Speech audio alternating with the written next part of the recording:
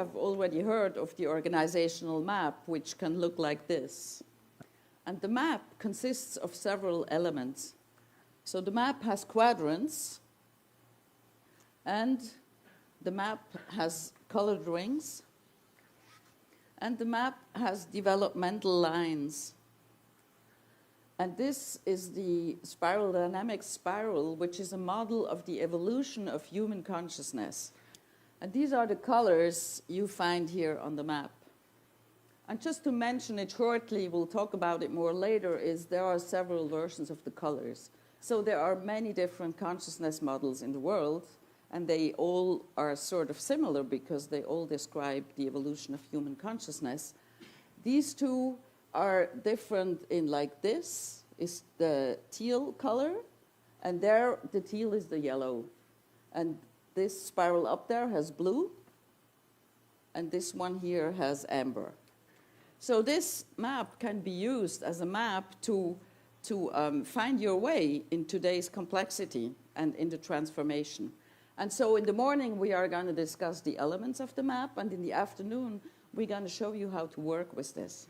So we know that the quadrants are part of the map that we are going to explore in the afternoon. And if we talk about this side, the left side, we talk about inside. That's our inner side. And when we talk about the right side, it's the outer. And now we have top. That's about the individual. It's about me. And the bottom is about the collective. It's us, or the team, or the organization, or all mankind on the planet. So when we talk about the top left quadrant, I talk about myself or an individual. What I see or what I look at in the top left quadrant is my values, my emotions, what makes me get up in the morning, my fears, my doubts, my passion and my mission. It's me inside. Now what's up here on the right top, it's my behavior. It's how I dress, how I look, how I show up in the life. It's what people can see from outside. It's my appearance, my body language, my voice. It can be my leadership style that I have in an organization. So people see from outside. Now, on the bottom, we have the same, but for the team and for the collective. So this can be our organizational culture, our worldview, our shared values, our communication style, the relations we have with each other, how we treat each other, and our culture. Now, at the bottom right, these are the outer structures of our system, of the collective. So if we talk about an organization, this is how the organization is structured. So here we have systems, processes, technologies, products, our communication to the outside world, like marketing. So the main thing to understand about the quadrants is that it's said from the integral perspective that if you want to change something in your organization, or if you want to understand something or solve a problem, you must ensure that you look at the aspects in all four quadrants. The point is that if an organization wants to become agile, in the same amount as they lessen the structure here, they have to build inner structures. So you have to coach your people. You cannot take people from a totally controlled environment and throw them into an agile environment overnight and expect that they know what they are supposed to do. So in many cases, to develop an organization means to start the work on the inner level. Each and every individual has to develop, and we as a team and an organization have to develop on the inner side first. So it's really a summary, and actually I don't want to read all the details on it because you will have the slides, and then you will start your discovery with this map, which is actually an integrated map of at least 20 of similar maps. I would like just to emphasize that in workplaces, this first level, it's sometimes there in times of a really, really deep crisis. The next level is purple, and actually still not where the companies or current organization could survive. It's actually regressions in a times of crisis.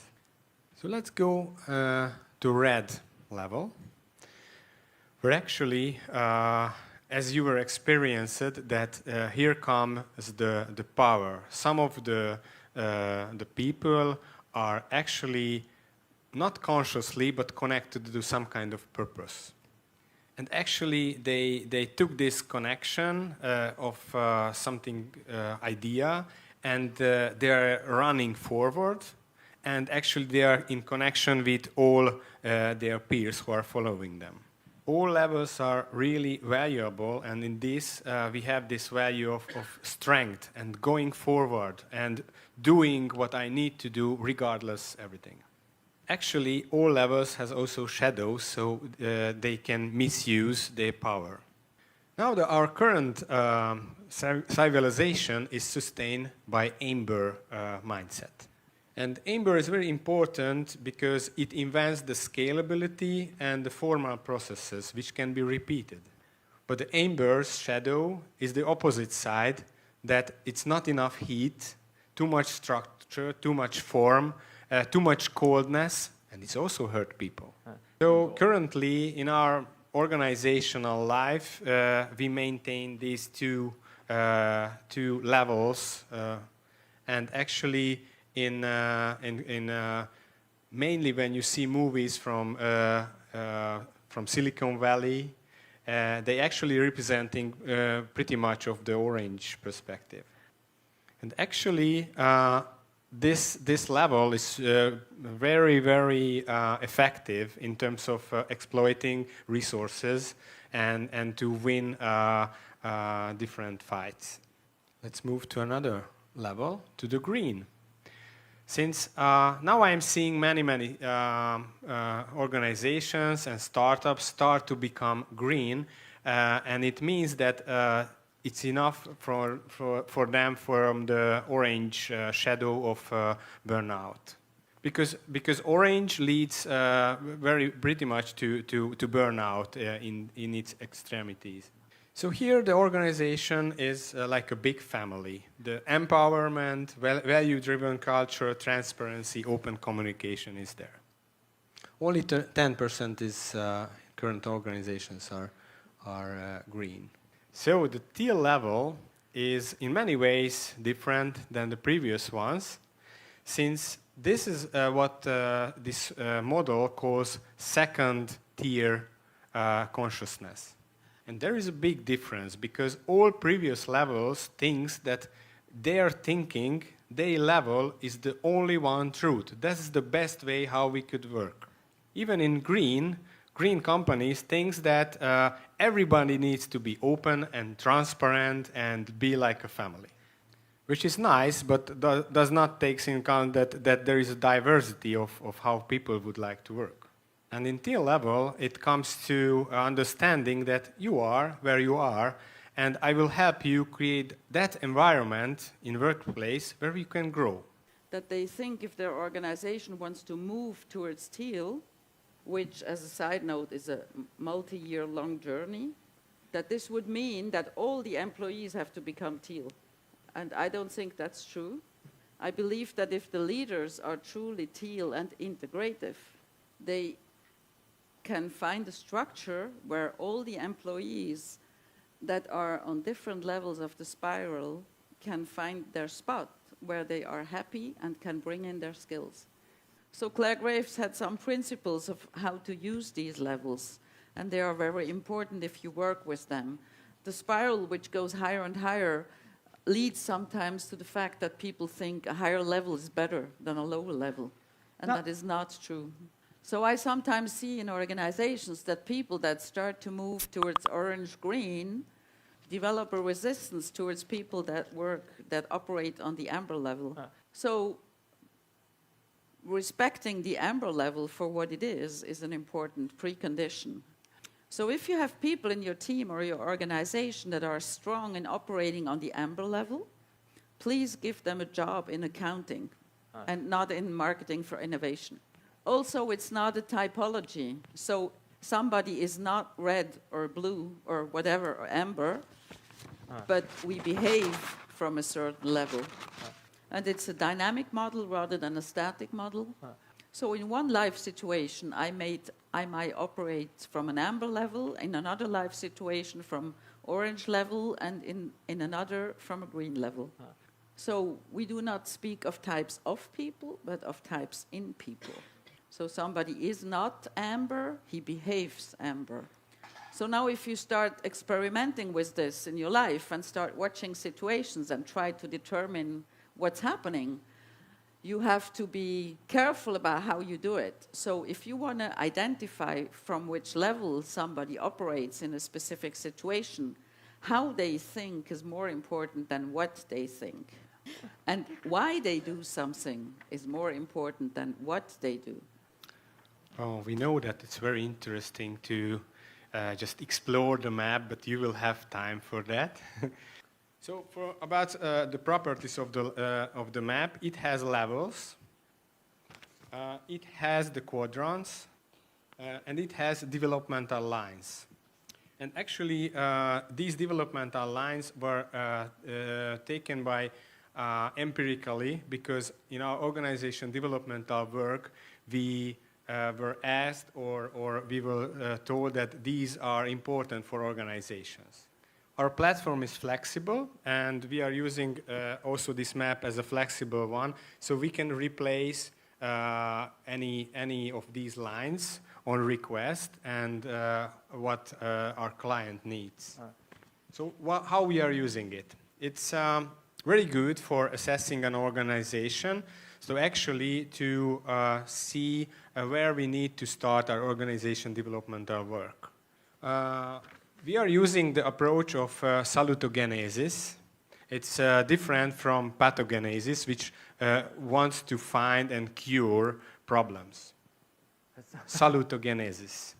Saluto means helping the life.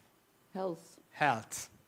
And nurturing the health of organization, and not trying to cure the problems. So in this way, it's more correlated to Chinese medicine. So we think that a healthy organization, which is healthy on its level, would like to go further. What we are assessing is that where is the gravitational point or gravitational level of their thinking. You see that it's most of the points are in orange, and what are the points which are behind. So we usually address those points or those developmental lines which are behind and help organizations be healthy in their current level. Because then they will have that strength and that capability of growing towards higher levels. Other way how we are using it, so there are some large organizations in Hungary, even the largest oil company, who are now replaced its 360 assessment with this one. Even the assessment itself, and if you are doing workshops with different teams, is developmental, because the leaders are seeing that their current position is relative, and there are some higher ways of doing things, and they are not going quite good because there are some things which they have in their back. So it's usually very inspiring for companies or for leaders to just ask, okay, but what does it mean to be on a higher level? And they are really want to know more about it. And I think beside the assessment, it's a really important effect. So, and actually, few examples. When we are seeing that some companies are behind on these lines, we are proposing them to use nonviolent communication as a way, as a method to improve on those lines. It's very important that for every consultant we are proposing that use those practices and those tools and try to suggest what you are experienced with and try to put it on a map. And also it's how we are mapping agile and where we are seeing that it's a very good way to use it.